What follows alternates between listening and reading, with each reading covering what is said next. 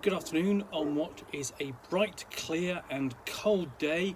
It is a balmy 4 degrees here on Friday 9th of December, and I've got a nice hot cup of tea, which probably won't remain hot for long,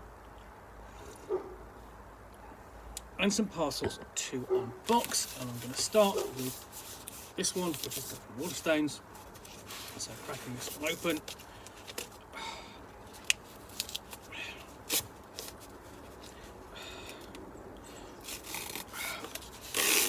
Tag it, I want to pull.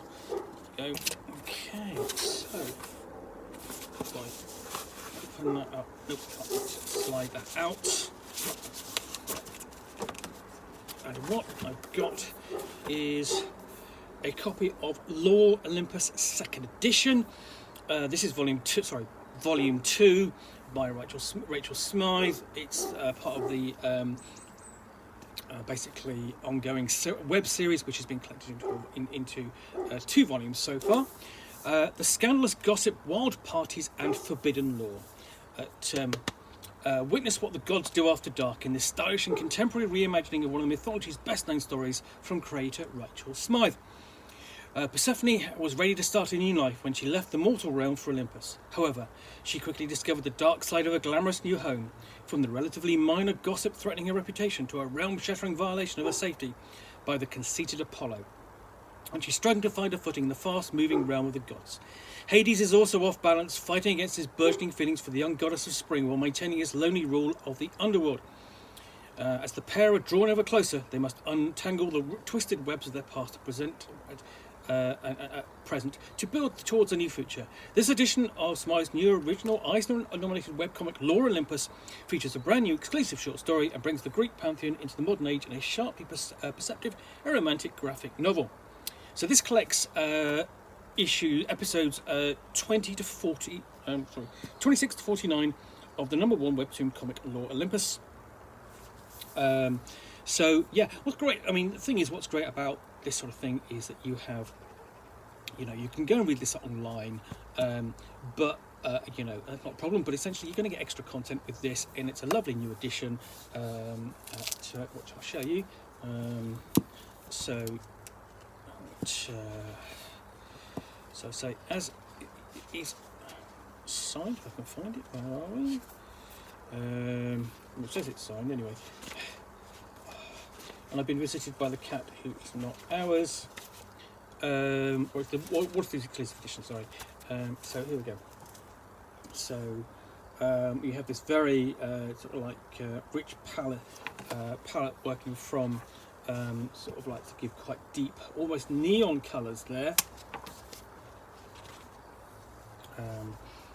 To capture sort of like the nature of the underworld. So yeah, it is dealt with episode by episode, and obviously, it is a modern setting. You can see that literally we have a mobile, with the light of a mobile phone there, coming into play, and here it's being used. So almost we have no message of the god. He presumably does appear, but essentially, rather, we have characters who are in constant contact with each other by the medium of our mobile devices. And yeah, here we take out into the broad, away from the night of the underworld, and looking at sort of like the year almost of under the gaze of Olympus. So, and it's more like this. So you can see there's no. Let's have a look. There is a content warning, but there's no introduction or anything. You're straight into it, and it's really kind of self-contained. Unless you're if you've not really, how can I say, self-contained. It really kind of stands alone. Essentially, there's no real commentary or anything about it, but the artwork is fantastic. If you have an interest in Greek mythology, then it is definitely worth looking at, because it's a new interpretation. It's seeing it from a different angle. It's seeing it through modern eyes and casting it into a modern idiom. Plus, it's written from the point of view of adults. It's not written for children or anything like that. So yeah, we all get up to the